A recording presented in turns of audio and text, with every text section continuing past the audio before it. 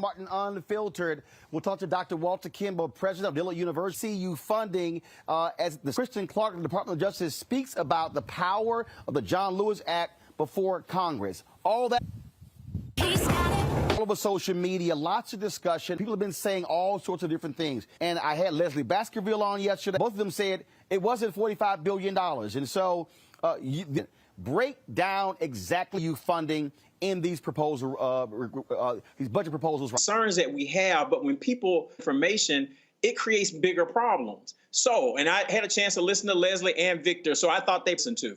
But what President, I really am going to have a robust, he asked for lots of money. So when you hear the 45, 30 to 50 billion, it's all over the place. But if we look at the 45 billion Congress, and then those committees have to up and said, hey, this is what I'm even talking about that, because that would impact 7 million college students. So you have all that together, it goes to the end, and that's when you start to have those cuts and put it out there. Trump never put out big numbers like that. And every time we got an increase, that's unacceptable. And so they added money to it.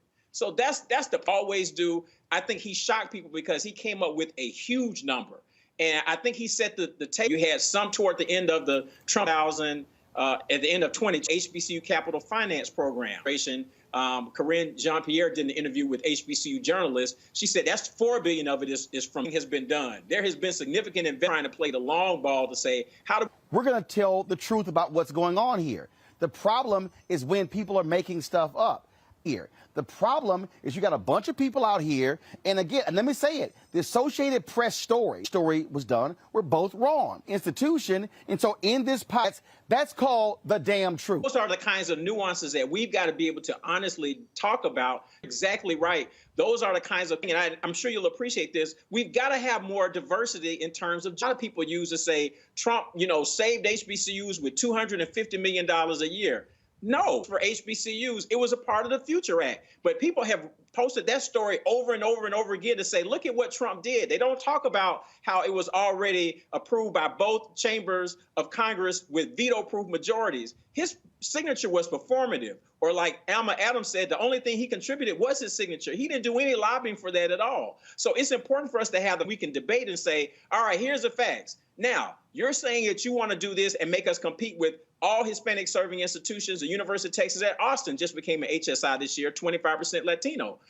That's unacceptable. So we can have an honest conversation and debate, but when we start tossing in everything else, it's a problem. The last thing I'll say really quickly, people come out of the woodwork complaining about what's happening for HBCUs, but nobody is advocating that if you're concerned about this and want to do more than tweet, you go to the /HBCU Ignite. It's really easy. It takes you a minute. You can write your Congress people. You can call them. You can tweet them and say, give HBCUs this money. That's part of the reason that the Future Act got passed, because we had 66,000 letters in 2 months telling Congress we want this Future Act to be passed. Right now, for this new HBCU Ignite, which focuses on infrastructure, we've only had 11,000 people do that so far. So if everybody's tweeting and they're on Twitter and using the Twitter fingers, go to HBCU Ignite as a part of uncf.org and help us lobby for this money. Simple as that. Dr. Walter Kimball, president, Dillard University, represent like alphas always do. Always. Appreciate it. Go to my pound. Dr. Greg Carr, Department of Afro-American Studies, Howard University, Rishi Colbert, Black Women Views, Faraji Muhammad, radio and TV show host. Greg, I'll start with you. You teach at Howard University. Again, this is what pisses me off. It pisses me off when, just what Dr. Kimbrough said, all of these stories, how Trump, even when Senator Tim Scott went on Face the Nation with that BS, talking about and he tweeted that how they guaranteed funding for HBCUs, like they protected HBCUs. No, it's an absolute lie. This story was a lie. And people have got to stop sitting here playing Mickey Mouse games here. They were not, again, first of all, it was laughable because HBCUs have never gotten $45 billion in 1 year from the federal government. Never. Not even close. So anybody who even believed that should have been smacked upside their damn head. But the thing, what you really have here is people who do not want to do addition. I've got these fools, and Reese's going to talk about that, of course. These idiots going, see, you got a so-called HBCU graduate as vice president. Well, dumbasses, the money, they've gotten more in this 1 year of this administration than they got in 4 years of Trump. Facts are facts. As they say, Greg, ball don't lie. No, ball don't lie. Again, the value of the Black Star Network and Roland Martin Unfiltered specifically, the truth has to come out. I mean, and the truth is this. The most of our HBCUs in the South have been held hostage by these white nationalist Republican legislatures. My alma mater, Tennessee State, as almost $600 million is the tally that has been shorted since the 50s just on state appropriation because the federal government gave matching funds. Remember, the public HBCUs, most of them are moral land grant institutions. And so there's a bucket of money that has always come from the federal government, either directly or, as Walter says, President Kimbrough, through Pell Grants. But of course, what you've done there, Roland, is put this issue where it needs to be put. The challenge now will be in budget reconciliation. As President Kimbrough said, Bobby Scott is going to have to go to war on the language of this. Alma Adams has spoken out on this, and she's spoken out on it on the airwaves here with you. And we've heard even Brother Williams, the head of the Thurgood Marshall Fund, make this point. These HBCUs should not be competing with MSIs. As you said, they are being classified that way. There shouldn't be one pot of money, and there's a Hunger Games between HBCUs, MSIs, and tribal colleges as well. But that's an issue down the road. What we have to keep our eye on is that the Biden administration has indeed greatly increased in terms of a projected number, the money available. But the real war that Brother President was talking about is going to be the war, the devil in the details, to get HBCUs out of that pool because they're not going to be able to trump, lack of a better term, the MSIs, because a lot of those MSIs are, in fact, white-facing institutions that are going to try to grab that money up. Reese, you talk a lot about the deliberate misinformation that is happening in our community. You frankly blew up on social when you were battling the misinformation dealing with then Senator Kamala Harris. And that's what we see here. This discussion is not about protecting Democrats, protecting Biden, protecting Harris. No, it's called protecting the truth. And that is telling people what's real and not the BS being spread in memes and these stories that are going around. That's what this is all about. It's called the truth. Well, this is exactly what I said was going to happen when I saw the Newsweek story. I said, this is a horrible idea, and once this is memeified, good luck trying to explain the nuances and the context behind this. I mean, Dr. Kimbrough broke down where the $45 million came from. I think it's important to put this in the context that we're talking about $3.5 up to $3.5 trillion of additional infrastructure spending. And so $45 billion is a drop in the bucket of trillions of dollars. So I don't think that part should be lost here. I mean, as Dr. Kimbrough and you pointed out, this was for a variety of things. It wasn't just a pot of money. It was specific set-asides that this was intended for. And I think when it comes to the discussion about funding for HBCUs and minority serving institutions, it's always conflated. Even the $2 billion number is not strictly just for HBCUs. So I think that the problem is the devil is in the details. The problem is the context always adds additional knowledge to it that doesn't sound as inflammatory as a headline or what you can fit in a tweet. And so I think it's important that, you know, constituents, as Dr. Kimbrough pointed out, still advocate for additional funding, advocate for, if the $2 billion is the number, then make sure that all that $2 billion goes to HBCUs. So, I mean, I think labeling the Newsweek article misinformation is probably a step further than what I'm willing to go, because there was a $45 billion number put out there, but some of the context was lacking, and people did not distinguish between the fact that that $45 billion was not a cut to existing funding. It was a cut to the proposal that was initially put forward by the Biden-Harris administration. And that wasn't over a year, that was over 10 years, like the infrastructure package is for. So there are a lot of things that are working against the perception of Democrats' priorities, the perception of how HBCUs and Black voters are valued. But the bottom line is, if you're explaining, then you're losing. And nuance is lost in memes. Democrats always lose the messaging war. And there are people that really don't give a damn about HBCUs that are having a field day with it, because it's something that is very easy it's a big number to throw out there and say, look, $43 billion was cut. It's not a cut to anything that already exists. It's a cut to the idea of how much money HBCUs, along with minority serving institutions, we're going to get for a variety of things. But that's a very, very difficult argument to make in a very soundbite, 280 character headline meme society. So I think that what Democrats should do is, listen, like I said, it's a drop in the bucket of trillions of dollars. I'm not saying you get all the way back up to the $45 billion number, but find some more money for HBCUs.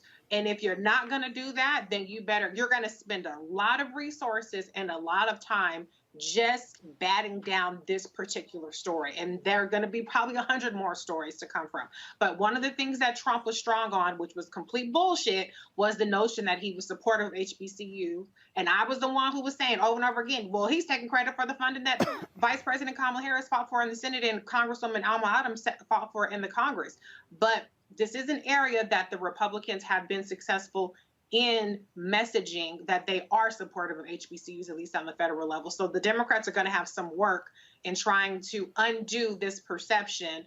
And I think they should try to find more money. And that's not just as an optics thing. That's because HBCUs, as you covered a couple weeks ago, there are many institutions that need the infrastructure funding because of the capital expenditures that they need to make. Mm-hmm. But the thing, Faraji, here that we have to deal with, and this is where the nuance comes in and why this matters, is because you have to know, first of all, what the hell you're fighting for. You've got to have a baseline to operate with. So first of all, if you don't know what the real number is, what the real budget number is, then when they start talking about how to make cuts, because here's the deal, Biden's initial plan, a $3.5 trillion plan over 10 years. That's right. $350 billion a year. When you have Democrats now saying, like Manchin, Sinema, scale that back, but when they say scale it back from 3.5 billion to 1.5 billion, guess what that means? Everything in the plan gets scaled back. Right. Everything. So we have to have a baseline to work with. And so we need to know what the number is. So to Dr. Kimbrough's point, you should be calling and emailing, not sound like a damn fool and trying to call Capitol Hill going, put the $45 billion back. Right. That's not going to happen because it's not going to happen. Okay. If I had a $3.5 billion proposal over 10 years, and then I need to get the votes and the folks say, we are not going to support anything over 1.5 or low as 1.2. Guess what? You ain't getting 45. So you need to know what the number. And here's the other deal. You ain't getting the 45 for HBCUs because it doesn't just include HBCUs. Santos said yesterday, well, there are 101 HBCUs. There are 569 Hispanic serving institutions. Put them together, y'all. That's 670. So 670 now competing for the money. And so, what people also don't know, Faraji, is that on Capitol Hill, whenever you hear people talking about let's increase the funding for HBCUs, the people who represent Hispanic serving institutions then want to increase in their funding. And so folks need to understand why we are doing this, because we need to educate our people on who the hell to call, what the hell to call about, and having the right information and not sound like a damn fool when you call your member of Congress. No, and that's absolutely right, Brother Roland. And I think it's a few things here at play. One is that the lie persists because people have lost hope in political leadership. So people have already gotten to the point of feeling like even President Biden and Vice President Harris aren't going to do anything. So the lie kept going and going and going. The other part about it is just what you said. But even right there, Faraji, but even right there, and I totally agree with you, but to Reese's point, this is also where, frankly, the Biden-Harris communications team, I don't know what the hell they doing. If you kick $7 billion already to HBCUs, you might want to be yelling that from the rooftops. I would wholeheartedly. I'm just saying. I agree. And you know what? This is one of the big parts of why I have a frustration with the Democratic Party. It's just that, you know, if you're doing good, you need to scream that you're doing good. If you're making strides and making progress, scream that out. Instead of saying, well, you know, I mean, people are going to check in and they're going to see it later on and they're going to find out. No, nobody's going to find out, because you know why? Let's keep it real. People don't read now. We just don't read. They don't. We look at headlines. We look at the first, you know, you look at the lead line of the story, and then boom, you don't go all the way down to look at the context of a situation. You don't go to get the details of a situation, nor do you understand how certain people ended up in a situation, you know, who is responsible for what. And that's unfortunate. And it's not because I'm trying to throw shade on anybody. I'm just saying that we have been conditioned as a people in this country to not be as literate. And I'm saying that with the great utmost respect. We're not as literate as we could be. We just don't go through the full story because we do live in a microwave social media era where everything needs to be real quick. So I just need to read a story in a couple of seconds and I'm gonna move on to the next story. And then we make up these assumptions that's not rooted in truth. Now, the other part about this is that in government, Brother Roland, Dr. Carl Reese, we all know government works very simple. You have limited resources to try to meet the interest of all of these different people. So you got black people, yes, but black people ain't the only ones in America. We got to talk about the Latino community. We got to talk about the Asian American community and the interest that comes with that. And you have people in Congress that represent all of these different interests that are going to want a piece of the pie, especially those who are not a part of the majority of this country. So we're going to have to look at that. Then the final point is this. As much as we're talking about what the government is doing on the HBCU side, let's have a bigger conversation about getting black children and black students enrolled in HBCUs.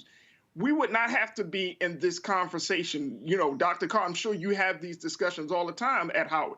You don't have, you know, when we're talking about, you know, whether you're talking about Morgan or Howard or whoever, you got to talk about, well, how do we get black students to see the value and the importance of HBCUs in 2021? You know, what does that actually mean? Can these HBCUs go out to the high schools and create, or even take the 101 HBCUs and come up with a real campaign to get people excited about going to an HBCU, and regardless of what part of the country you're in? And see, because I've seen it and I've talked about it, in Morgan State University, the enrollment numbers need to hit a certain match. But see, again, if we don't support the HBCU institution as a people, then that leaves us open to begging and hoping and putting our hands out to the government saying we need to. No, the support needs to come in. If the HBCU is doing its job, which they are doing, then that means that generation after generation should be invested in HBCUs. Now, will all black children go to HBCUs? No. But for those who have benefited from the HBCU experience, are your children going to HBCUs? Are your grandchildren going to HBCUs? Are your nieces and nephews going to HBCUs? Then let's have the conversation about alumni. Are alumni giving back to? Because you know why Harvard and Yale and some of these other white institutions are thriving and are able to withstand government cutbacks and all of these other winds of time and change? Because the students that went there had enough to say, you know what, I'm going to give back in some way, shape, or form. And unfortunately, and I've seen this at Morgan, we just don't have that as a part of our culture enough where alumni and students that have gained from the HBCU experience will actually give back. So we have a lot of dynamics. This is not just about President Biden. This is really a reflection on us because we keep putting HBCUs in a vulnerable position. And when they start to close down, you know, when 101 goes to 100 and 98 and 90, and when they start to close them, man, what are we going to do about them HBCUs? They closing down. Well, what have we been doing about HBCUs before they even close the door? Let's be real, and let's be real clear. It's a lot of people that don't give a shit about HBCUs. I mean, let's stop sitting here.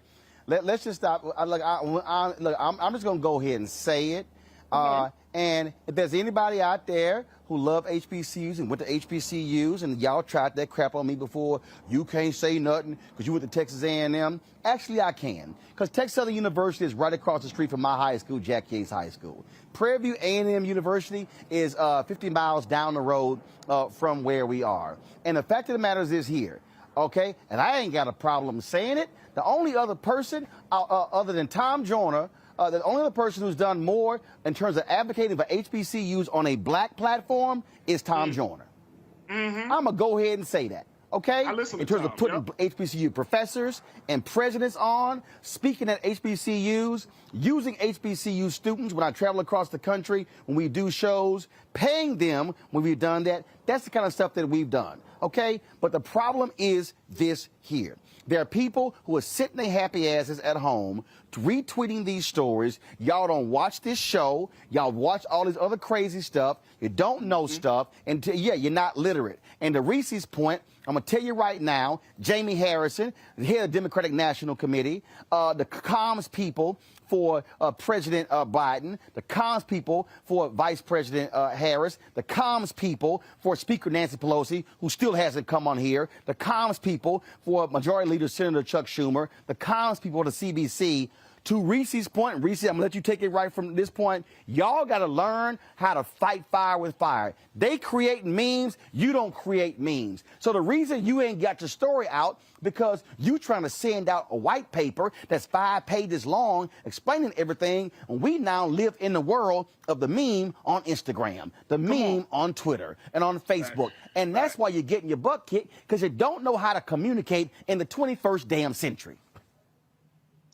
I've been saying this. I've been saying we need memes. We need an investment and we need some offense. Oh, you have 20 bullet points that you can point to of things you did. Great. You know how much time people spend on a website? I've written an article, and the article, if you go to Medium, it says it's a 22-minute read. And I looked at the statistics, and it said that people spent 73 seconds on it.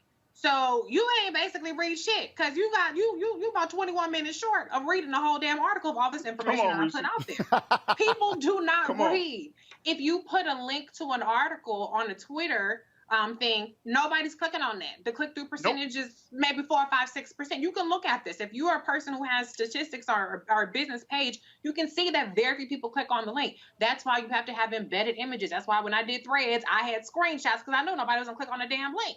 That's also why you could say anything and people will believe you if it's in a screenshot, if it's in a meme, because they're not going to take the initiative to click on the links. And so, yes, the Democratic Party, Democratic messaging, the problem is you guys are actually doing good things. People are getting checks. I mean, if you got 2 or 3 kids right now, you're looking really good under the Biden-Harris administration and the plan that just passed with the child care tax credit.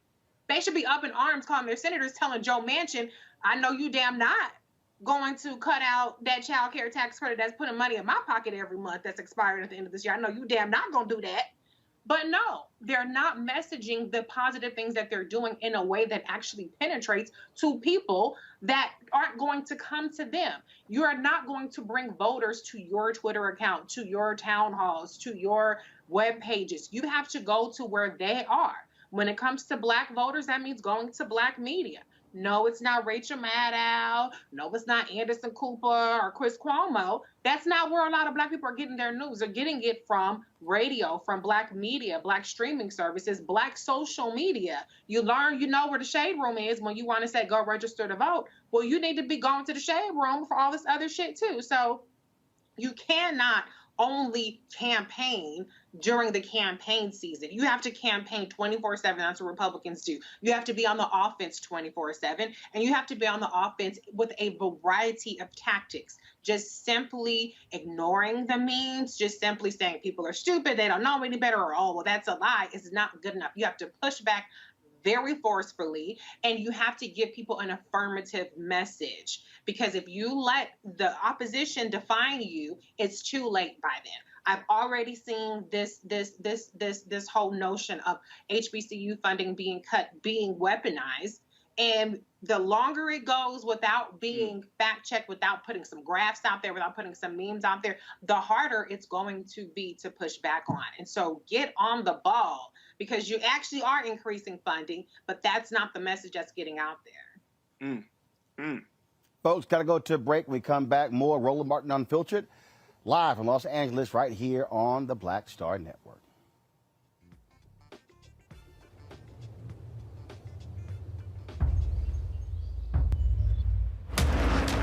Bring my shades.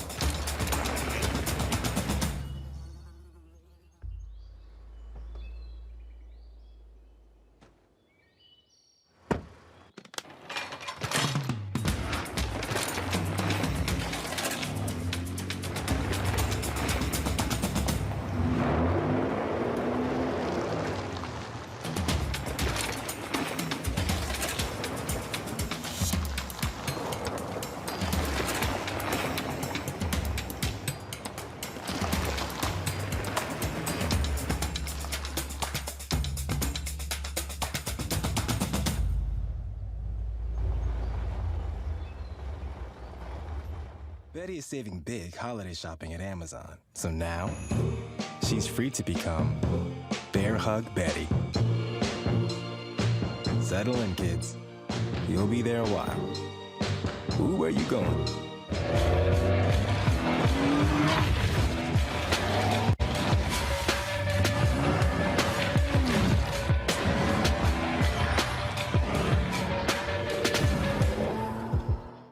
Hi, everybody. This is Jonathan Nelson. Hi, this is Cheryl Lee Ralph, and you are watching Roland Martin, Unfiltered.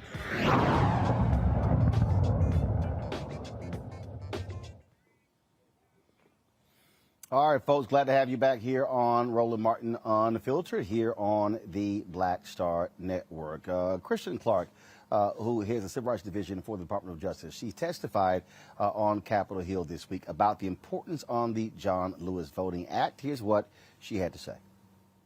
Recently, there's been a resurgence in attacks on voting rights, including cuts to early voting periods, burdensome restrictions to register or vote, racially gerrymandered redistricting plans, polling sites eliminated or consolidated in communities of color, eligible voters purged from the rolls, and more.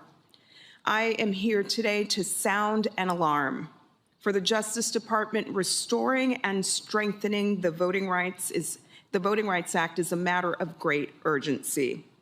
The Supreme Court's 2013 Shelby County versus Holder ruling suspended the preclearance process, eliminating the Justice Department's single most powerful and effective tool for protecting the right to vote. Before Shelby, the preclearance process enabled the department to swiftly block the implementation of many discriminatory and unconstitutional voting practices. Through Section 5, the department blocked over 3,000 voting changes, helping protect the rights of millions of citizens. In over 60% of blocked voting changes, there was evidence of intentional discrimination. We also know that the preclearance requirement deterred many jurisdictions from adopting discriminatory changes in the first place. Too many jurisdictions have viewed the Shelby ruling as an invitation to adopt rules that disadvantage minority voters.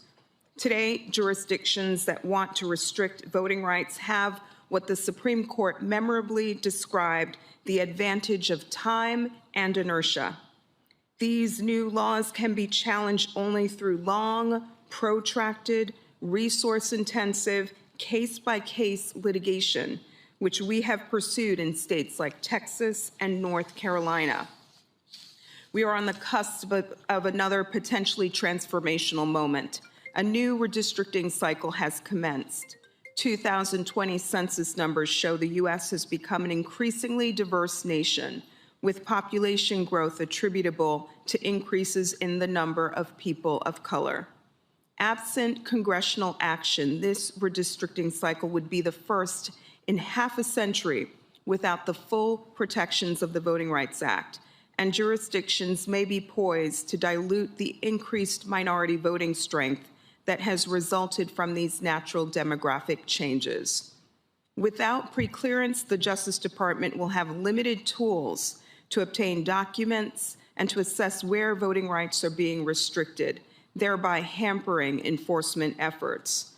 The John Lewis Voting Rights Advancement Act addresses several of the barriers I've referenced, which are impeding the department's efforts to protect American citizens' right to vote.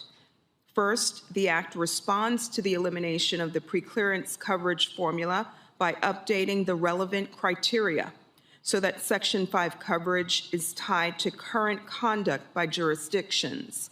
Second, the bill provides greater clarity regarding the appropriate legal standard in Section 2 vote denial cases. Third, the legislation gives the department authority to compel the production of documents and materials relevant to investigations of potential voting rights violations. And fourth, the bill places new measures to safeguard the rights of Native American and Alaskan Native voters. In 1965, Congress enacted, and in 1975, 1982 and 2006 reauthorized a statute that provided the strong medicine needed to remedy voting discrimination and to enforce our Constitution's commitment to ensuring that no citizen's right to vote would be abridged on account of race or color. Congress must act now to restore the Voting Rights Act, to prevent us from backsliding into a nation where millions of citizens, particularly citizens of color, find it difficult to register, cast their ballot, and elect candidates of their choice. The Justice Department welcomes this opportunity to work with Congress to revive this bedrock civil rights law. Joining us right now is Marcia Johnson-Blanco. She's co-director of the Voting Rights Project, the Large Committee for Civil Rights Under Law. Marcia, glad to have you back on Roland Martin Unfiltered. Here's what's happening right now. You've got Democrats talking about potentially doing a carve-out of any of the filibuster for raising the debt ceiling. Why in the hell not do that for the People Act and the John Lewis Act?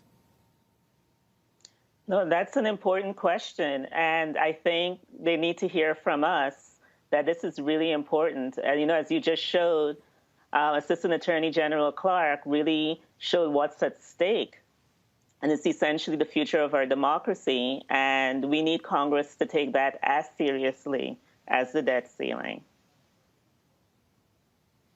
So give us a sense, where do we stand now? Are we still at this impasse? Supposedly, Senator Joe Manchin was crafting this bill. Okay, where is it? It seemed like we had a conversation about the voting bills, and now it's shifted to the debt ceiling and the reconciliation package and $3.5 trillion plan. It seems that the voting bills keep getting pushed back, and knocked off the agenda.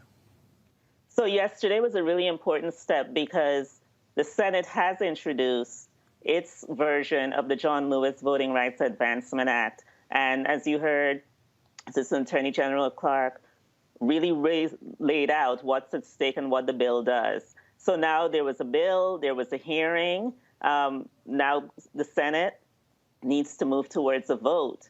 And what I think needs to be done is that they need to hear from us.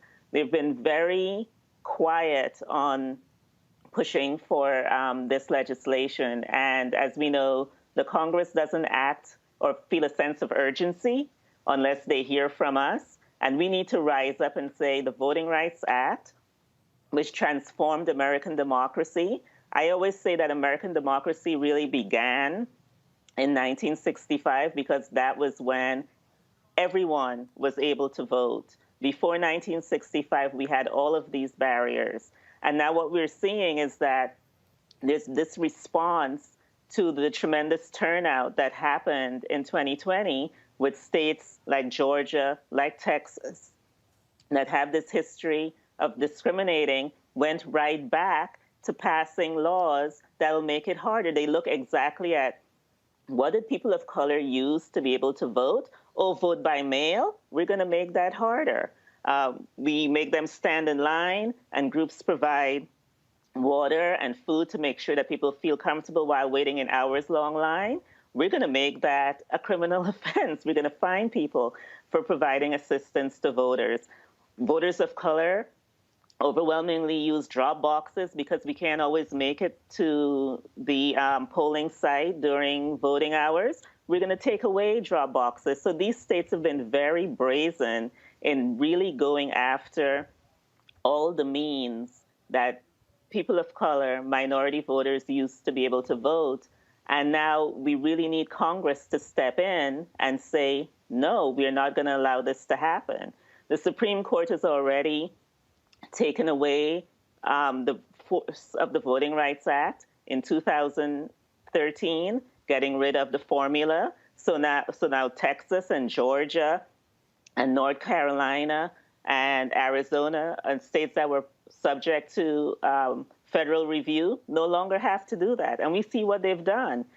They're passing these really onerous laws. And then this year, the Supreme Court again really hampered the Voting Rights Act by not allowing us to make it more difficult for us to be able to bring litigation under the nationwide provision of the Voting Rights Act. So it's not hyperbole, it's not exaggeration to say that our democracy is at stake, and we really need to rise up and push Congress to do the right thing. Questions for my panel. First off, Reese Colbert. Yes, I mean, I think I'm wondering what kind of stuff has the Department of Justice signaled that they're willing to do on their own. I mean, there's some of this obviously that has to go through congressional authorization, but I haven't seen much in terms of what the Department of Justice is trying to do in particular. Do you happen to have any insight on that? Yeah, well, really, the Department of Justice right now is severely hampered. So the Supreme Court took away the formula that's determined which jurisdictions had to submit voting changes to the Justice Department.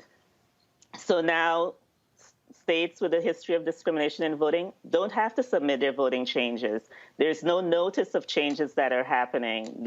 The court took away that tool that the Justice Department had. And then, as I said, this July, the court took away another tool that the Justice Department has, which is to bring nationwide voter discrimination cases.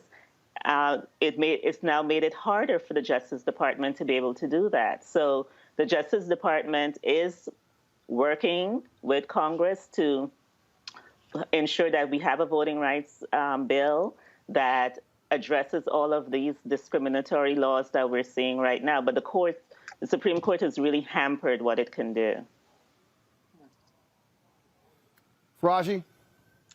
Yeah, thank you so much, sis, for joining us tonight. So I want to add to the concern that Reese had, which is this whole idea of pre-clearance. And for those who may not know why there's such an importance or emphasis on pre-clearance with this Voting Rights Advancement Act, it's because the pre-clearance, according to this bill, is the process of receiving pre-approval from the Department of Justice or the U.S. District Court for the District of Columbia before making legal changes that would affect voting rights. This pre-clearance is a very important part of this act that would essentially say, okay, if states are going to be, especially states that have a history of voter suppression, if those states are going to make some changes, that they have to get cleared by the Department of Justice. And so, sis, from you saying that the Department of Justice is kind of overwhelmed and whatnot, I'm wondering, you know, if that can change, because if there's no assurance from the Department of Justice, wouldn't that remove a lot of the meat of this voting rights bill? Wouldn't that, you know, take away the impact and the power and the whole purpose for this bill? So what I'm saying is that unless Congress acts and updates the formula that requires Texas and Georgia and other states and Louisiana, North Carolina to submit their voting changes, the Department of Justice doesn't have the tool to do its work. Right now, we have a law in the books that says jurisdictions with a history of discrimination in voting have to pre-clear. What we don't have, what the Supreme Court took away, is which jurisdictions. And so now it's up to Congress to say these are the jurisdictions that have to pre-clear their voting laws, because until Congress restores that formula, Section 5 is really neutered. The Justice Department can't use it. So it really is up to Congress to give the Justice Department the tools it needs in order to enforce the Voting Rights Act. Is there something that could be established? Yeah. What's the question? I'm sorry. No, go ahead, Brother Roland. I know we got to roll. Go ahead, Raji. So go ahead, brother. No, I was just asking very quickly, says, is that something that could be established in the bill, that there is a separate part of this bill where there is some more accountability measures? I'm concerned about that part, Sister Marcia. The bill does have the formula in it. The bill has a formula that says if you have continuously passed laws that discriminate against voting, then you have to submit your laws for voting changes. So Congress, again, needs to pass this bill so that the Justice Department can do its job. Without this bill, the Justice Department is really hampered. Gotcha. Thank you, Brother Roland. Greg? Thank you, Roland. And thank you, Director Blanco. Strategically, in your mind, how much of our time should we now begin to build movements at the state level? And I ask for this reason. We know that the Voting Rights Act, each time it was renewed, including 2006, all the formulas were updated. Ruth Bader Ginsburg said that in her dissent. We know that Shelby County was decided in bad faith. John Roberts, one of his age mates, was in the New York Times yesterday. You probably saw the article saying, y'all have gone too far now. They're making this thing up as they go along. We know that the Supreme Court has been, black people, in the words of Ralph Bunche, were a special ward of the Supreme Court. But we also know the federal legislature is stuck, and this is not going to pass. So looking at a place like Texas, where there's been a 4 million people growth in the last 10 years, 95% non-white, mostly urban, and where these white nationalists have decided that they're going to try to gerrymander to make even more seats and take more seats away, how much of our efforts now should be devoted to organizing on the ground in these problematic states that are getting cover from this renewed federal bench, this white nationalist renewed bench, instead of just appealing to a legislature that has decided, in terms of the white nationalists, that they, of course, are not going to act because it's not in their political interest? That's an incredibly good point. This past legislative session, Virginia passed its own voting rights law, its own Voting Rights Act. So now, if Virginia wants to make a voting change, the legislature there has to submit that change to the state attorney general. And so other states can follow Virginia's example. You're right that, there's the fight on the federal level, but there's more that could be done on the state level. We have hundreds of bills that have been introduced. We know about the ones that have been introduced to make it harder to vote, but twice that amount have been introduced to make sure that voters have access to the ballot. And so you're extremely correct that we need a two-pronged strategy. I do think we need to continue to put pressure on the Congress, but there is a lot that we can do on the state level, and I think Virginia's Voting Rights Act shows what can be done. Thank you. All right, then. Well, we certainly appreciate the work the Lawyers Committee for Civil Rights Under Law do. We're going to be live streaming your annual gala. It's going to be virtual again this year. We'll be live streaming that October 21st right here on Roland Martin Unfiltered and the Black Star Network. And so we certainly look forward to that. Marcia Johnson Blanco, thanks a lot. Thank you. Thank you for your support of our work. All right. All right. Thank you very much. All right, folks, got to go to another break. You're watching Roland Martin Unfiltered right here on the Black Star Network, live from Los Angeles.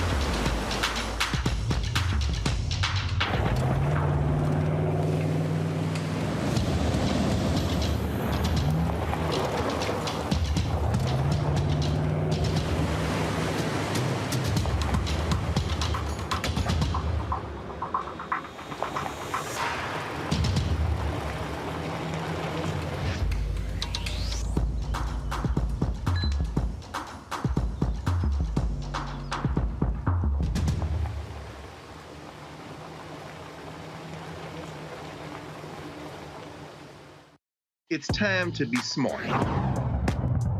Roland Martin's doing this every day. Oh, no punches! Thank you, Roland Martin, for always giving voice to the issues. Look for Roland Martin in the whirlwind, to quote Marcus Garvey again. The video looks phenomenal, so I'm really excited to see it on my big screen. Support this man, Black media. He makes sure that our stories are told. See, this difference between Black Star Network and Black-owned media and something like CNN. I got to defer to the brilliance of Dr. Carr and to the brilliance of the Black Star Network. I am Roland with Roland all the way. Honored to be on a show that you own. A black man owns the show. Folks, Black Star Network is here. I'm real revolutionary right now. Roland was amazing on there. Stay black. I love y'all. I can't commend you enough about this platform that you've created for us to be able to share who we are, what we're doing in the world, and the impact that we're having. Let's be smart. Bring your eyeballs home. You can't be Black-owned media and be scared. You dig?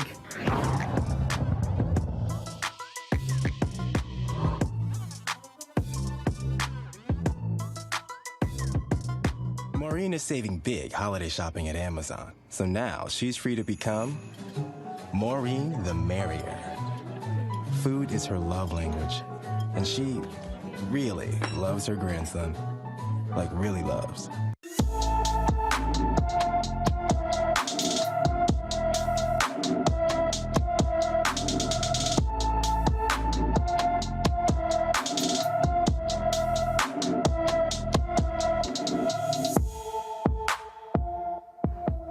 Folks, 14-year-old Jeremy Dean was last seen on September 20th, 2021 in Norman, Oklahoma. The 5 feet 4 inch, 140-pound teenager has brown hair and brown eyes. If you have any information about Jeremy, please contact the Norman, Oklahoma Police Department at 405-321-1444, 405-321-1444. Folks, I'm here in Los Angeles shooting a number of interviews for a new show on the Black Star Network called Roland with Roland.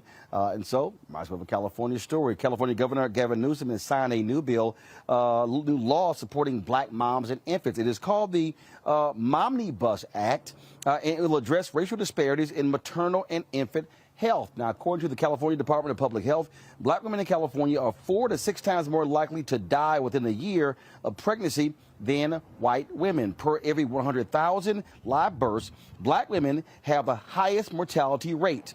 56.2% of black women died, 13.3% of Asian Pacific Islander women passed away, 11% of Hispanic women, and just 9.4% of white women per 100,000 live births. Now, according to the CDC, nationally, black and American Indian women are 2 to 3 more times more likely to die from pregnancy-related causes compared with white women. The Momnibus Act will establish a fund to grow and diversify the midwifery workforce, extend California's Medicaid coverage for doulas, and extend Medicaid eligibility for mothers experiencing postpartum depression from 2 to 12 months.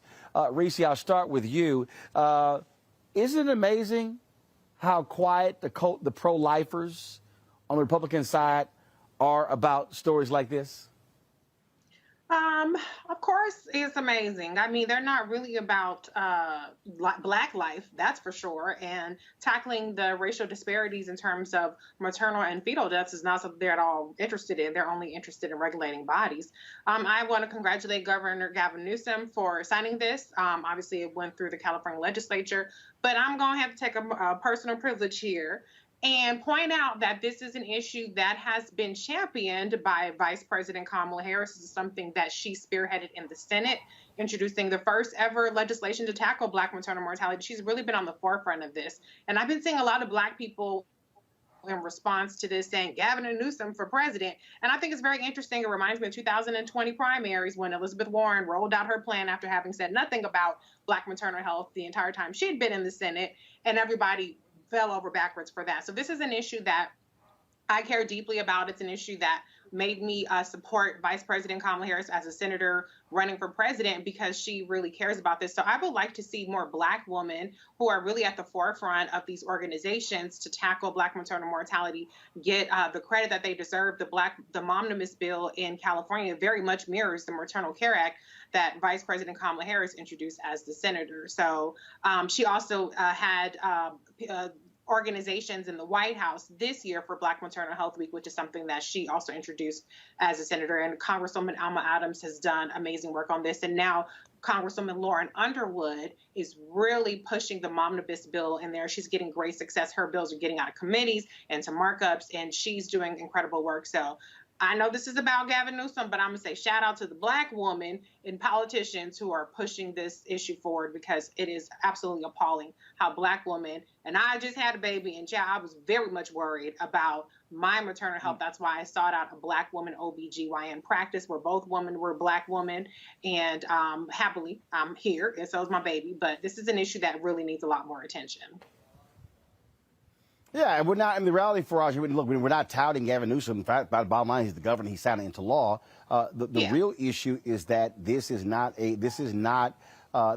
something that when we talk about, again, this is where I challenge conservatives and Republicans, that if you are pro-life, why are you not confronting the issue of the mortality rate? When the Mississippi governor, the governor in Alabama, it's amazing how real quiet Republicans get when you talk about the mortality rates of Black women dying in childbirth.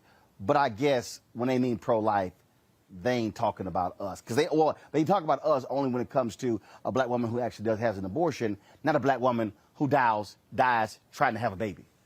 Right. And I think that at the root of all this, Brother Roland, it comes down to just plain old good old boy racism. I mean, that's what it comes down to. But the infant mortality rate, when you're talking about mothers and babies, it is absolutely astonishing. And you know what? And I certainly agree with Reese on this.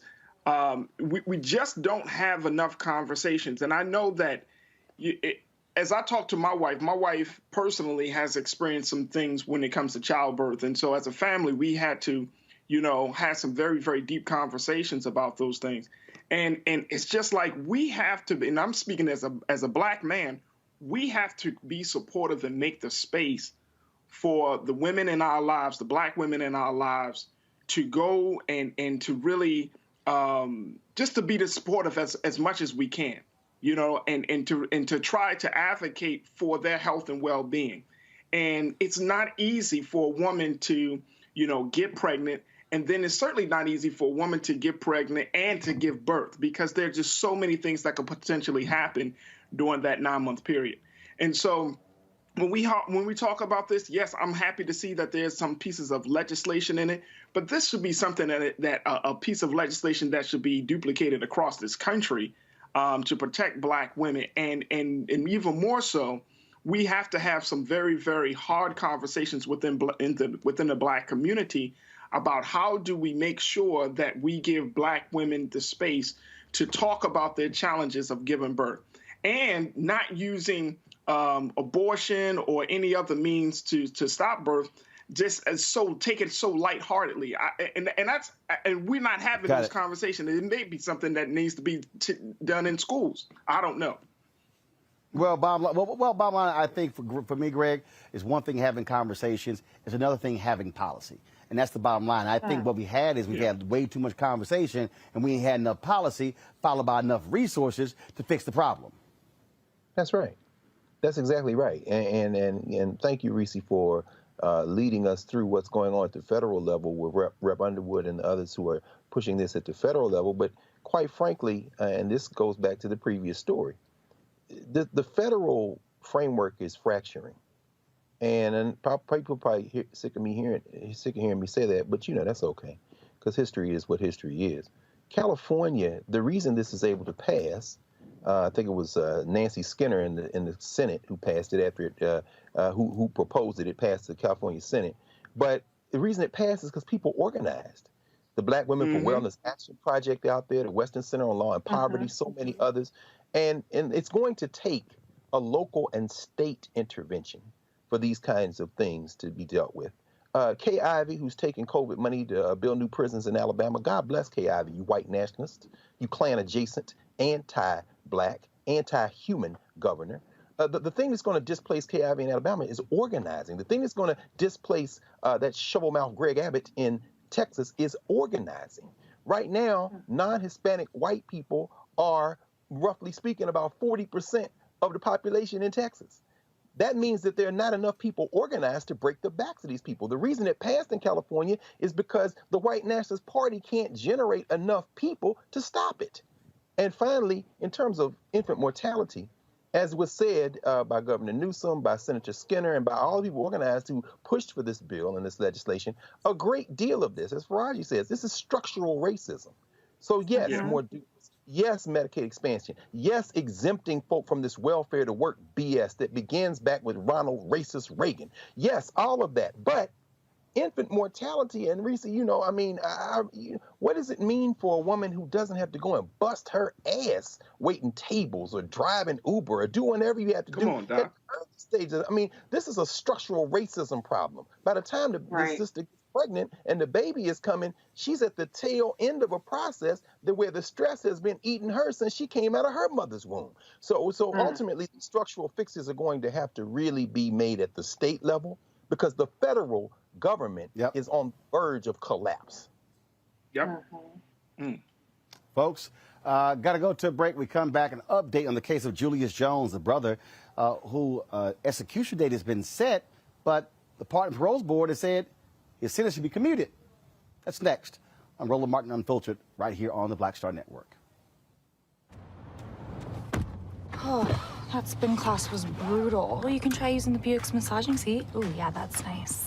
Can I use Apple CarPlay to put some music on? Sure, it's wireless. Pick something we all like. Okay, hold on. What's your Buick's Wi-Fi password? Buick Envision 2021. Oh, you should pick something stronger. That's really predictable. That's a really tight spot. Don't worry, I used to hate parallel parking. Me too. Hey. Really outdid yourself. Yes, we did. The all-new Buick Envision, an SUV built around you, all of you.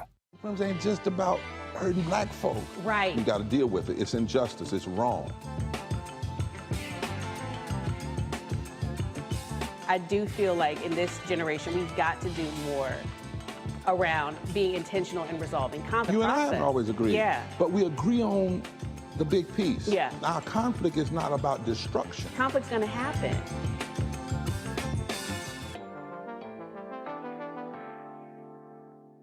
Hello, everyone. I'm Godfrey, and you're watching Roland Martin Unfiltered. And while he's doing Unfiltered, I'm practicing the wobble.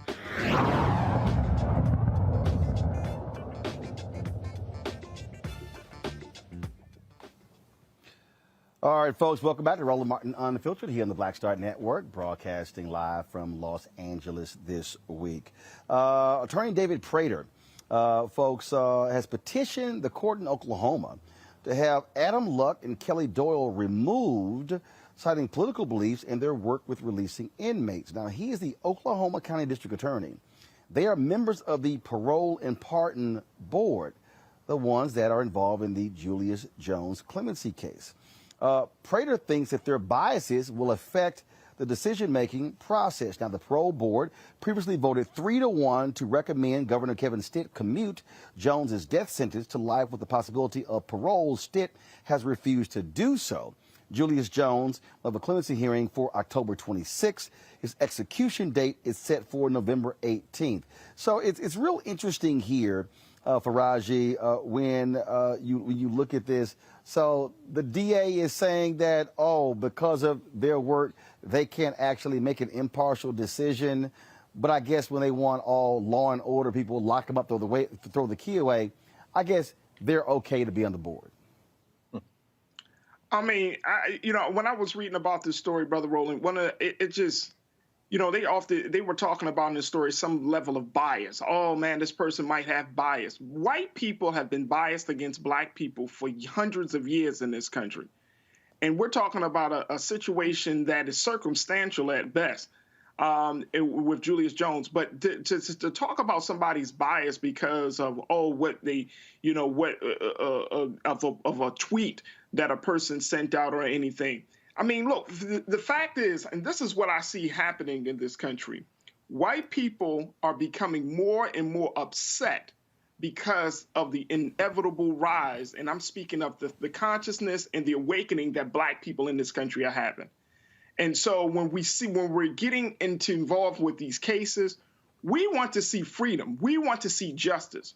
And right now, white people, and whether you're talking about prosecutors or district attorneys, whether you're talking about in the legal or in the courts or in Congress, there is a huge emerging anger among white folks that black people are saying enough is enough. We're sick and tired of being sick and tired.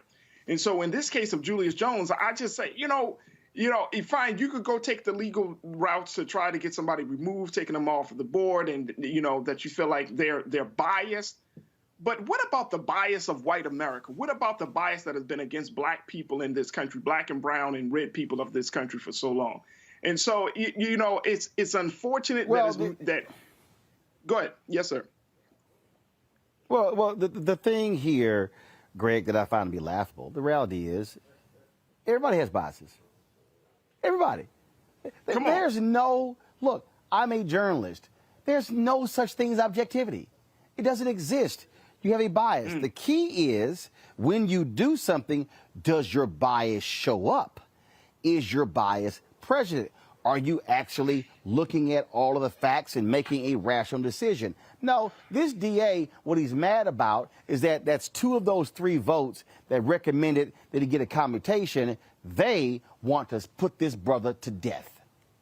Of course they do. And best of luck to David Prater, who was a hunter. You're a hunter, David Prater. Best of luck. We'll see you in the street.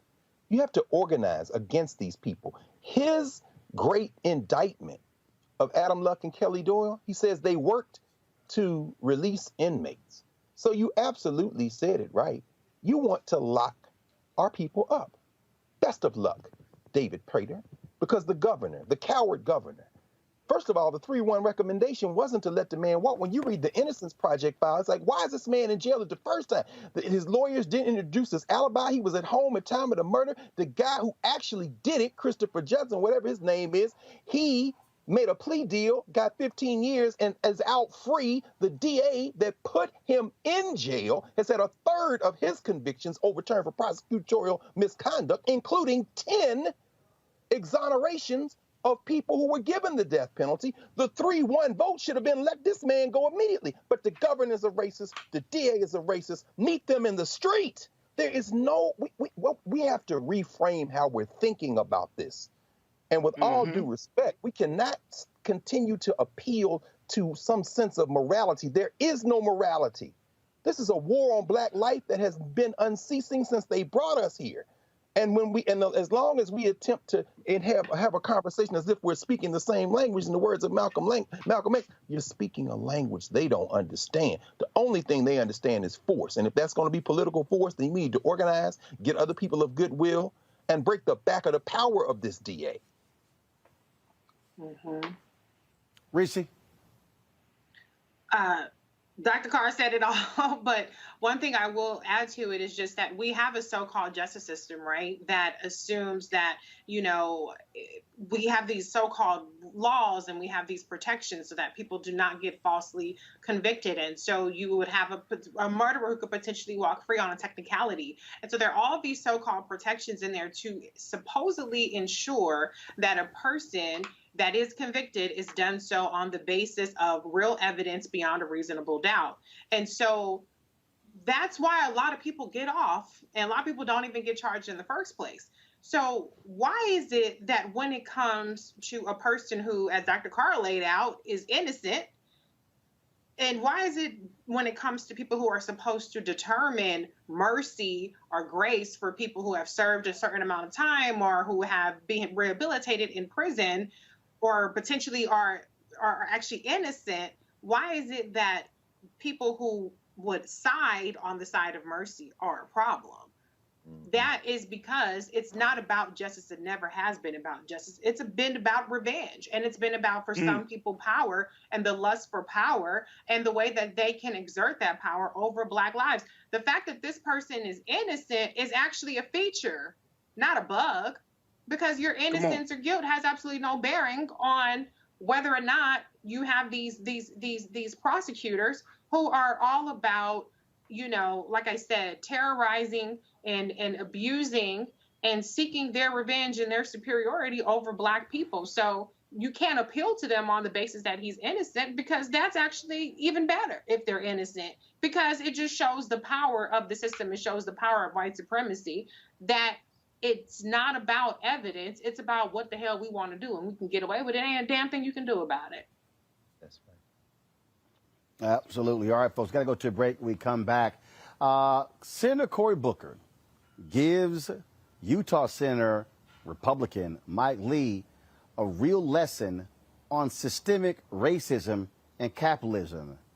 We'll show you and discuss next right here on Roland Martin Unfiltered, broadcasting live from Los Angeles on the Black Star Network. Don't forget, download the app, folks. Download the app right now. If you have not downloaded, all platforms, Apple TV, Android TV, Apple phone, Android phone, Roku, Samsung, Xbox, all the platforms. Be sure to download the Black Star Network app. Also, support us in what we do by supporting this show by joining our Bring the Funk fan club, Cash App, $RM Unfiltered, PayPal.me/R Martin Unfiltered, Venmo.com/RM Unfiltered, Zelle, Roland at RolandSMartin.com, Roland at RolandMartinUnfiltered.com. Be right back. Oh, that spin class was brutal. Well, you can try using the Buick's massaging seat. Ooh, yeah, that's nice. Can I use Apple CarPlay to put some music on? Sure, it's wireless. Pick something we all like. Okay, hold on. What's your Buick's Wi-Fi password? Buick Envision 2021. Oh, you should pick something stronger. That's really predictable. That's a really tight spot. Don't worry, I used to hate parallel parking. Me too. Hey. Really outdid yourself. Yes, we did. The all-new Buick Envision, an SUV built around you. All of you. Hey everybody, it's your man Fred Hammond. Hi, my name is Brescia Webb, and you're watching Roland Martin Unfiltered. Ow. Well, I like a nice filter usually, but we can be unfiltered.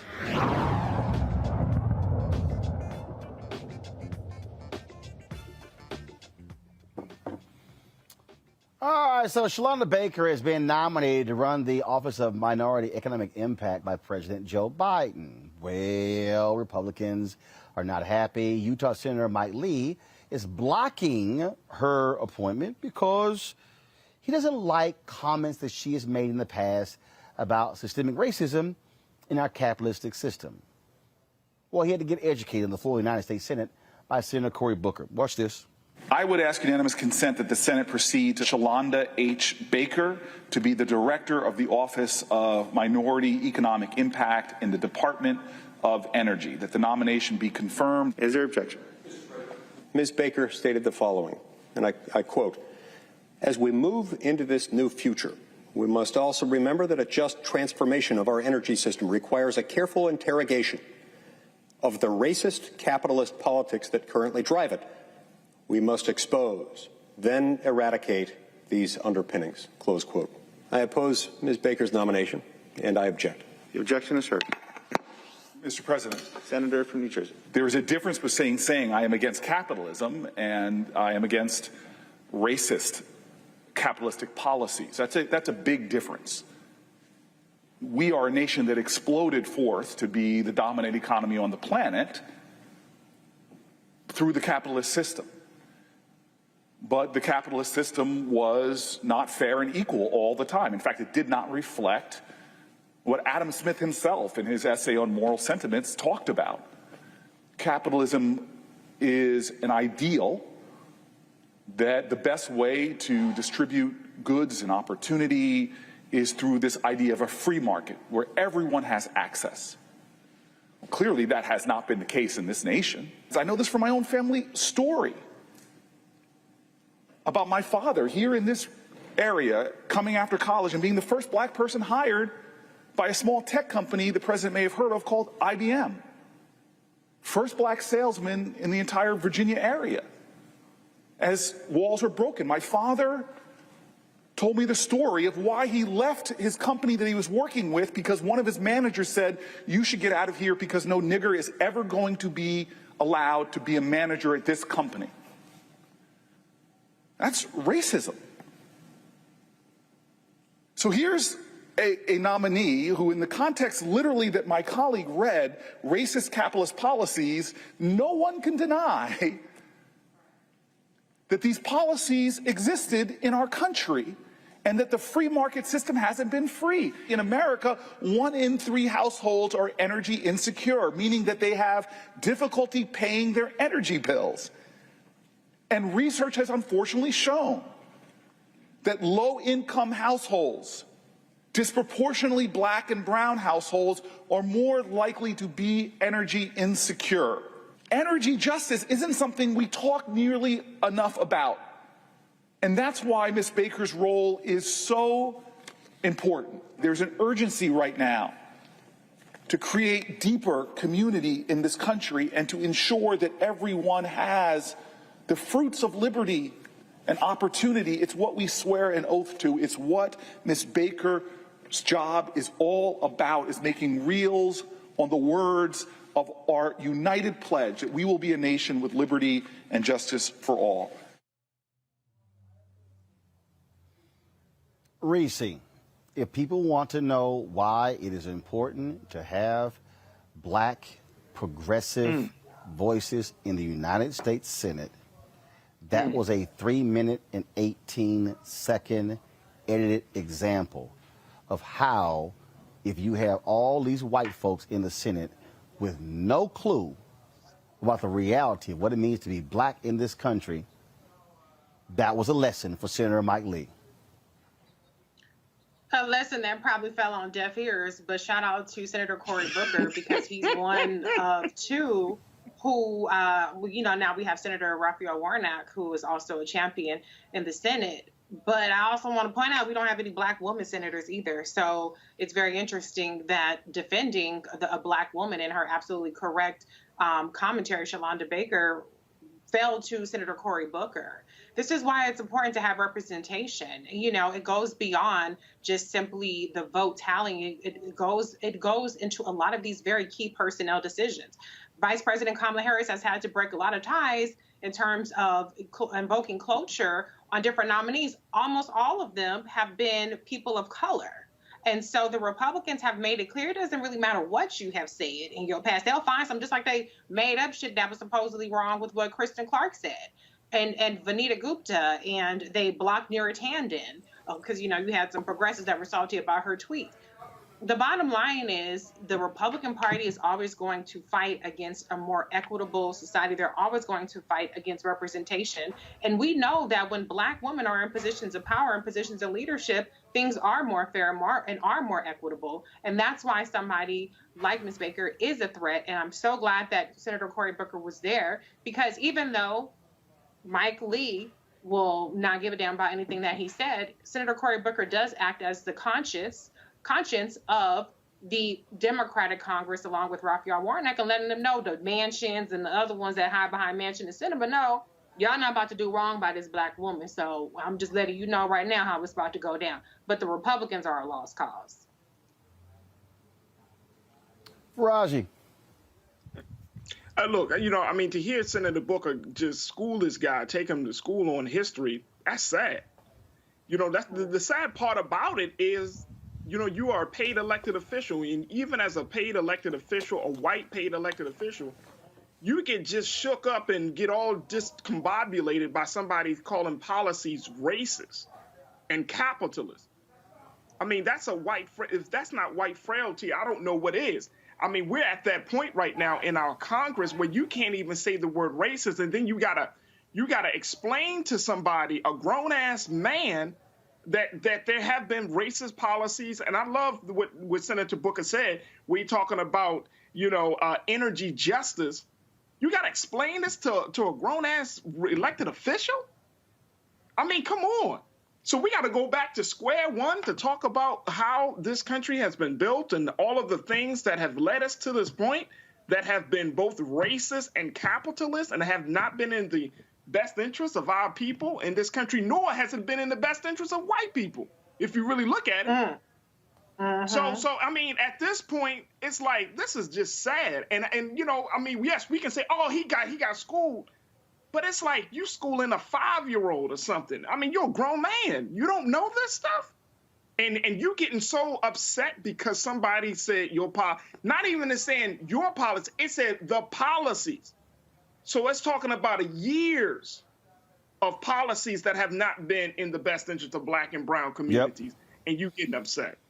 I know, Reese, you have to go top of the hour, so we certainly appreciate you joining us on the show. Thank you so very much. Dr. Greg Carr, this is a reality that we have to always talk about.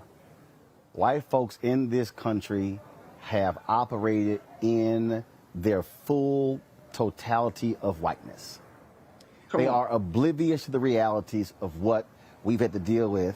And when you see these fools fighting critical race theory, even though it's not being taught in schools, when you see them fighting history, not his story, when you see them fighting diversity, equity, inclusion, what they want to do is they want to maintain the facade of this great American empire that has always loved everybody, cherished everybody. It is open and free to all one. So any of you who dare criticize it, what you are doing is an abomination against God. That's what we're dealing with. What Senator Mike Lee represented, Dr. Carr, was the full essence of white supremacy. Indeed he did. Indeed he did. That's right, Roland. I mean, and Mike Lee is being primary. Remember, Mike Lee came to the Senate in the Tea Party wave and was reelected. But he's being primaried, including a guy who won 20% of the vote when Donald Trump ran in the primaries out in Utah. So he's a little scared. I don't even know if that little speech he made was about Shalonda Baker or Cory Booker as much as he was playing to the cheap seats back in Utah because he wants to he's up in 2022. And the sad thing about it, and here I'll quote one of the stalwarts of the soft white nationalist set, Senator Joe Manchin out of West Virginia, who when confronted with his recalcitrance and his obstructionism, simply replied, elect more liberals. You're right, blow-dry cosplay coal miner. You got to, you know what, you have to bust the Senate out from the inside. Sadly, and I agree with everything that's been said by both Reese and Faraji, by you, brother.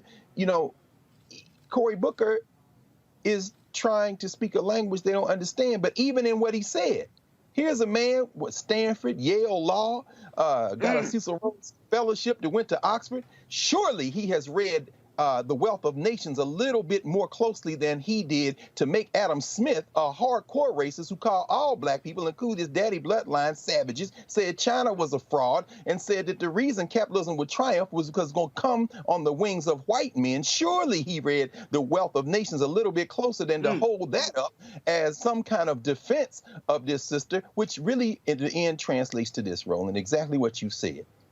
We find ourselves in this country, particularly the black elite, including elected officials, continuing to try to prop up the myth-making of American exceptionalism and thinking that it's somehow we can just prop it up the right way. These hardcore white nationalists walking, as you just said beautifully, in the fullness of their whiteness will look and say, oh, you know, I'm sorry. But, you know, in the words of Mary J. Blige, you can't be sitting here wondering why they don't love you the way that you love them. Corey, we got to take off the glove and go elect some more people and bust Mike Lee out from the inside. He's not even thinking about you. Come on. Indeed. Folks, got to go to a break. When we come back, AT&T responds to the criticism of their support of the One America News Channel. You know, that far right-wing nut job, Donald Trump loving, MAGA lying, misinformation feeding cable news channel. CBC weighs in. I'll read you this statement released by AT&T as well. You're watching Roland Martin Unfiltered on the Black Star Network, live from Los Angeles. Back in a moment.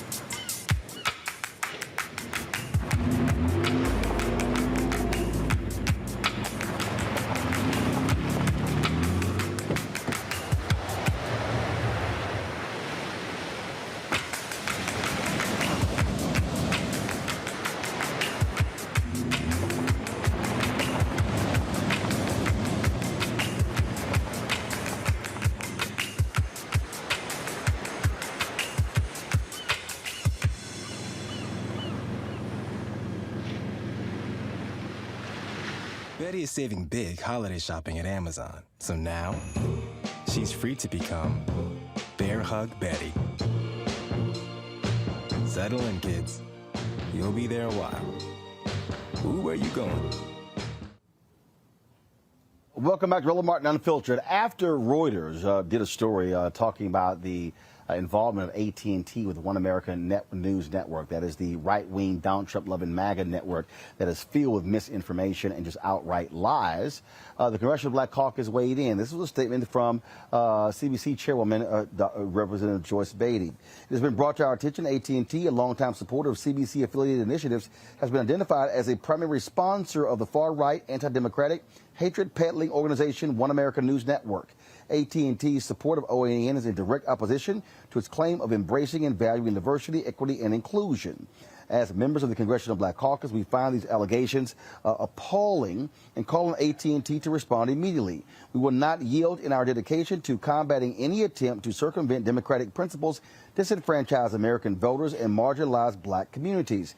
We will continue to demand accountability and transparency in our efforts to uplift and preserve diversity, equity, and inclusion at levels and across all industries. This is our power and our message. Now, AT&T has become under withering criticism in the last 24 hours as a result of this particular story. This was a statement that was sent to me from AT&T. AT&T has never had a financial interest in OAN's success and does not, quote, fund OAN. CNN is the only news network we fund because it is a part of AT&T.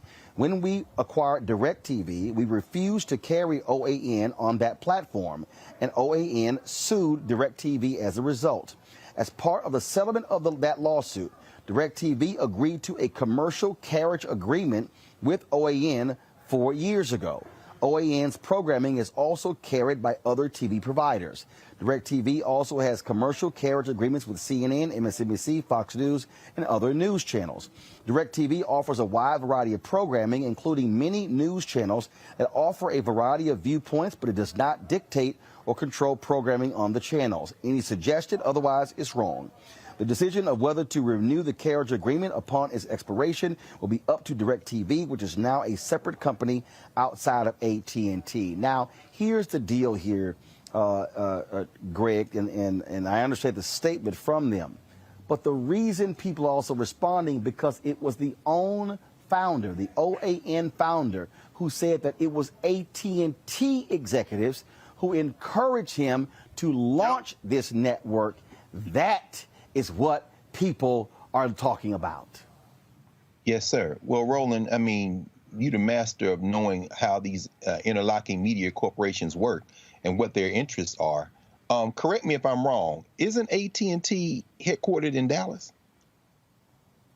Yep. So, yeah, okay, good. I thought, because I think all these stories. And on the same day that the Republicans initiated the voter suppression bill, the AT&T PAC gave Governor Greg Abbott's campaign $100,000.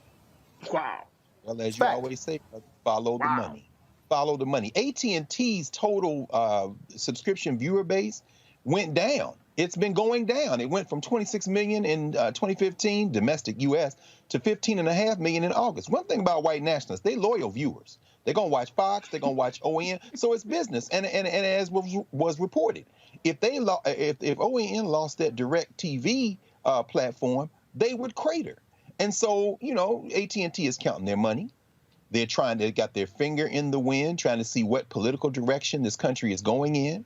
They're headquartered in a state that is known for easy regulations. That's why a lot of California companies are relocating to Dallas, but they're playing to Texas, but they're playing a dangerous game. Because as the brother reported in the New York Times yesterday, wrote a long article about Texas being the future of America.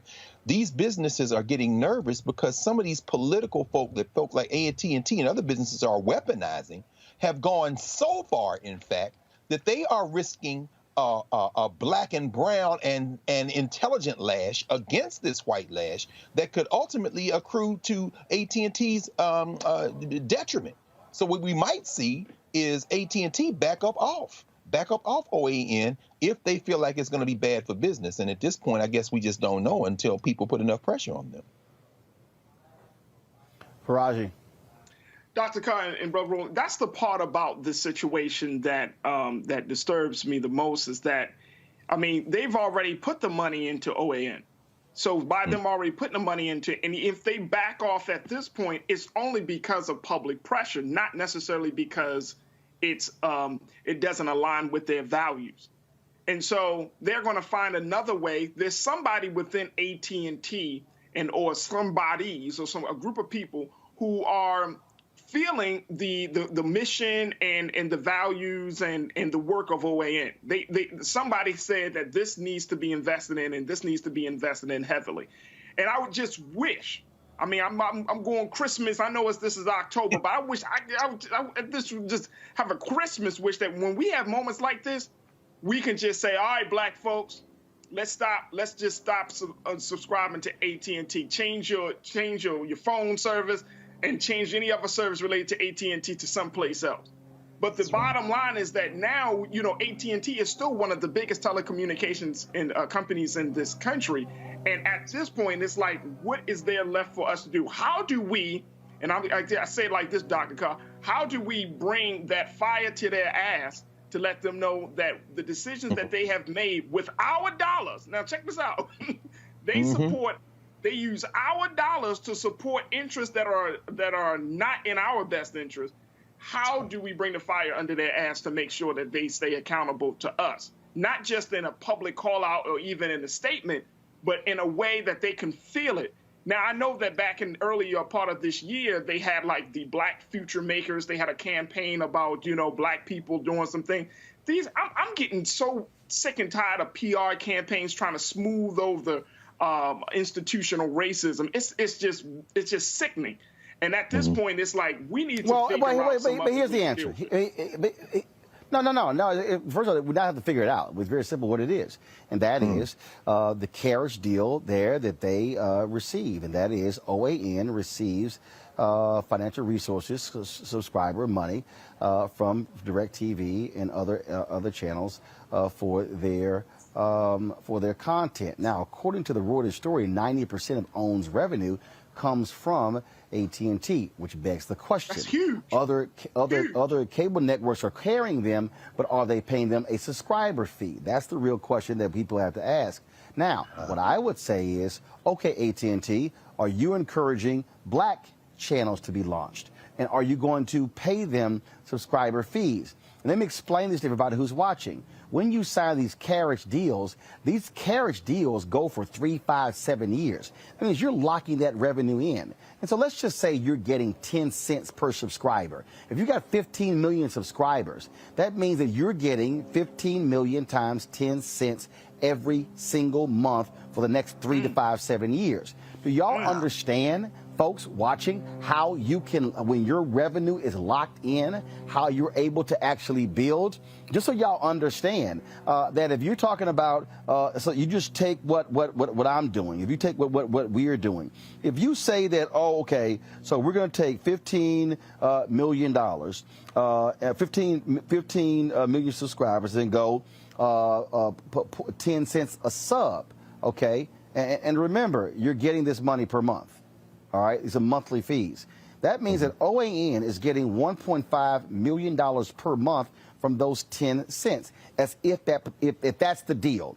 If it's 15 million subs, you're getting 10 cents per subscriber. That's $1.5 million.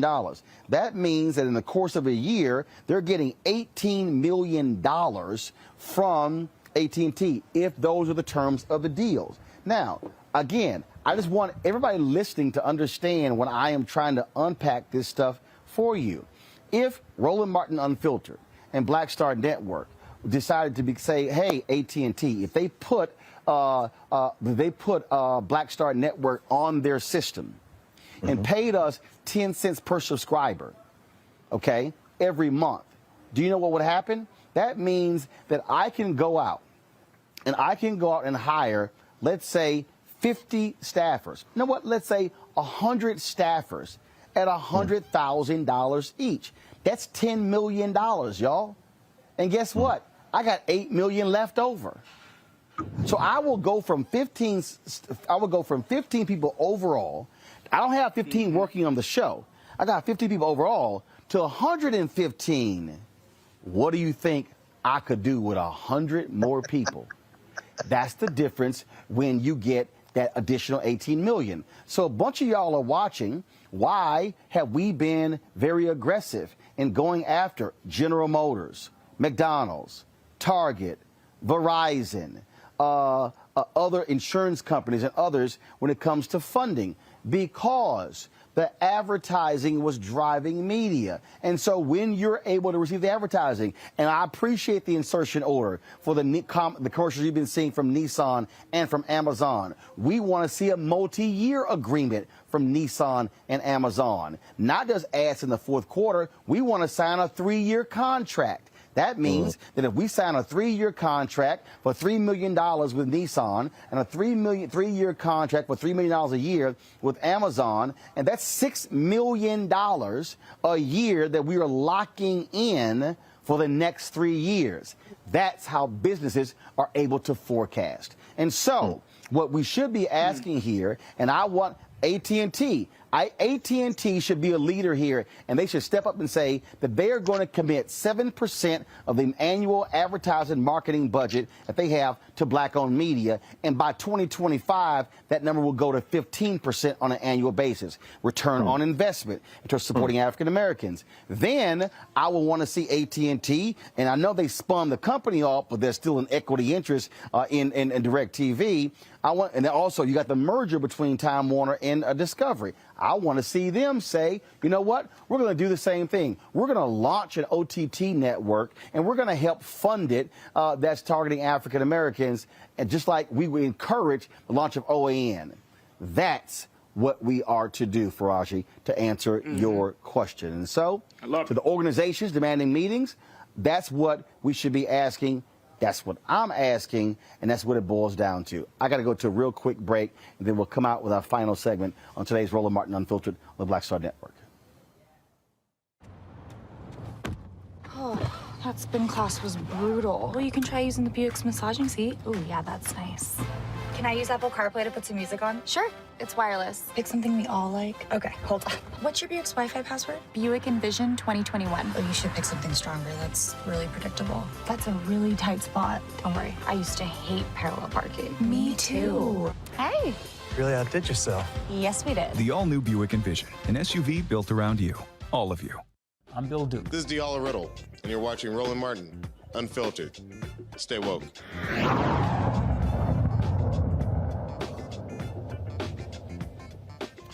All right, folks, Minnesota Supreme Court denied Derek Chauvin's request for a public defender as the former Minneapolis police officer prepares his appeal for the murder conviction in the death of George Floyd. The court ruled Chauvin did not illustrate he was too poor to pay for a private attorney. Chauvin says the only earnings he receives are nominal prison wages, and his debts are larger than his assets. He's serving 22 and a half years for Floyd's death. Well, start selling some shit if you got a problem.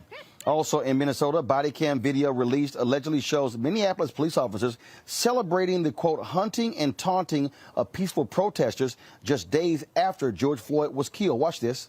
Drive down Main Street. You see a group crawling out? Okay, great. Gas it. We can start that. Gotcha!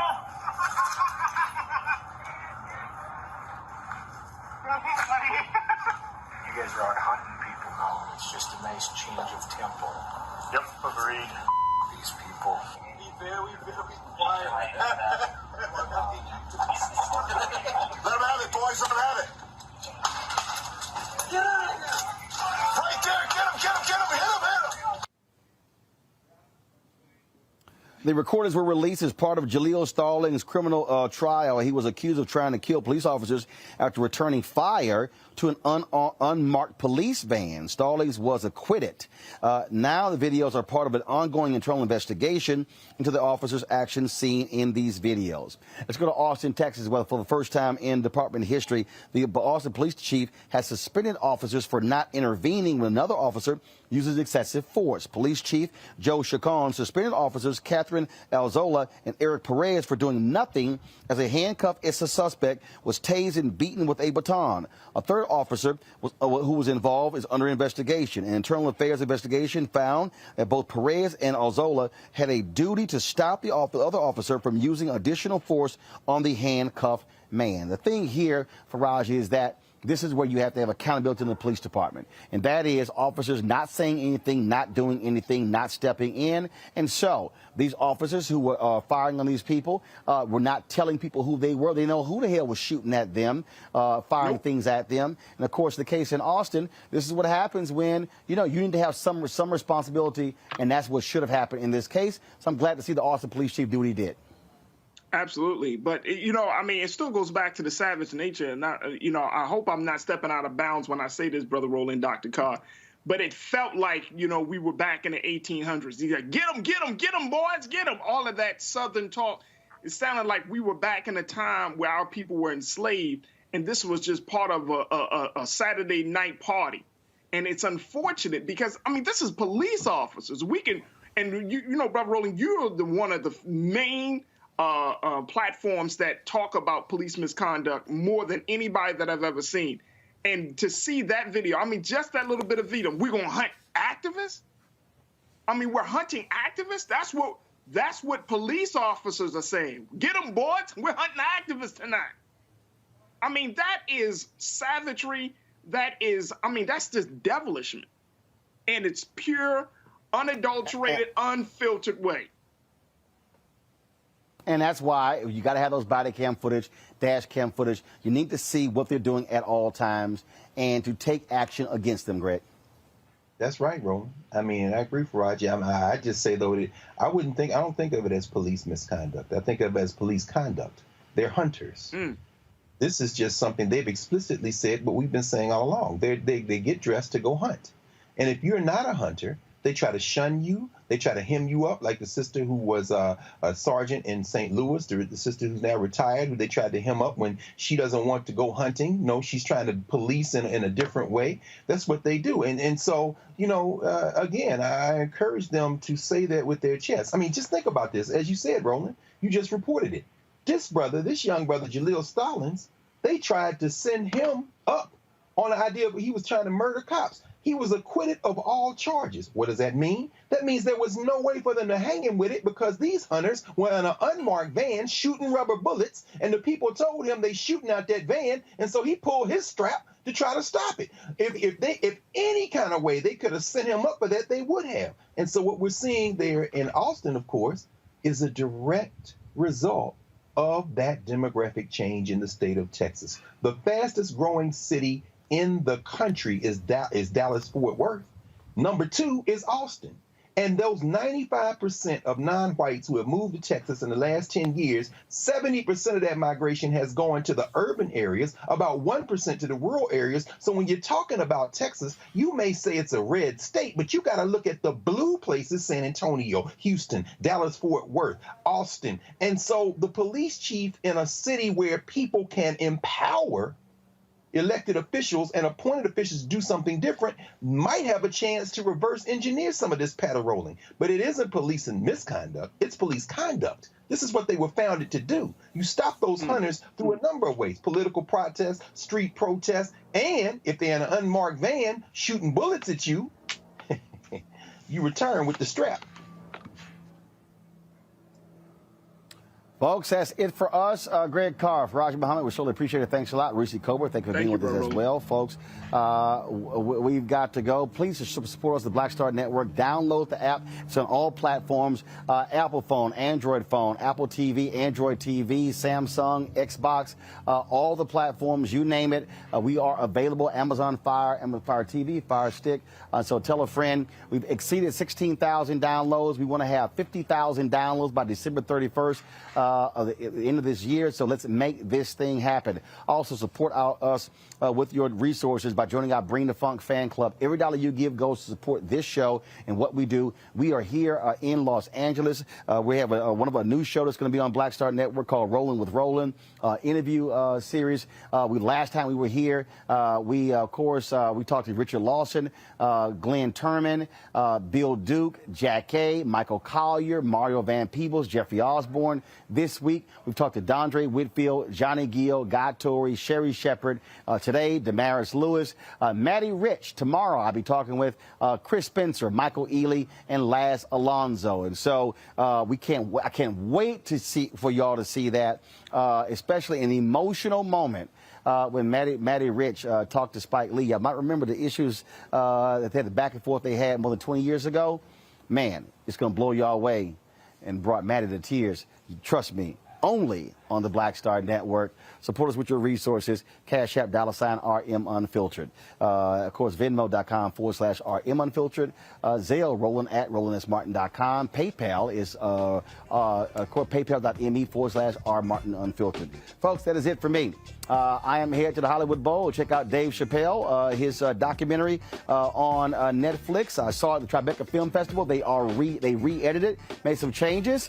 So, Dave said, come on out, Roland, check it out. I'm headed there right now, and I'll see you guys tomorrow right here. Roland Martin Unfiltered on the Black Star Network. Black owned, black controlled, black run, unfiltered, unbossed, unbought. That's how we do it. Holla!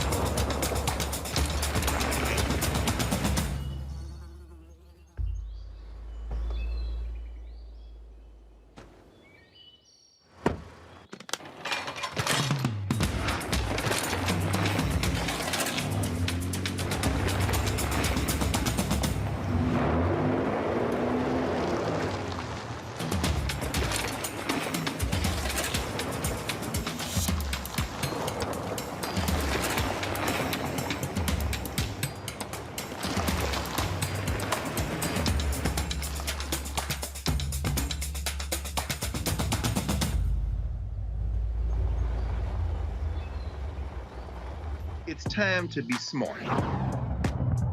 Roland Martin's doing this every day. Oh, no punches! Thank you, Roland Martin, for always giving voice to the issues. Look for Roland Martin in the whirlwind, to quote Marcus Garvey again. The video looks phenomenal, so I'm really excited to see it on my big screen. Support this man, Black Media. He makes sure that our stories are told. See, this difference between Black Star Network and black-owned media and something like CNN. I got to defer to the brilliance of Dr. Carr and to the brilliance of the Black Star Network. I am rolling with Roland all the way. Honored to be on a show that you own. A black man owns the show. Folks, Black Star Network is here. I'm real revolutionary right now. Roland was amazing on there. Stay black. I love y'all. I can't commend you enough about this platform that you've created for us to be able to share who we are, what we're doing in the world, and the impact that we're having. Let's be smart. Bring your eyeballs home. You can't be black-owned media and be scared. You dig?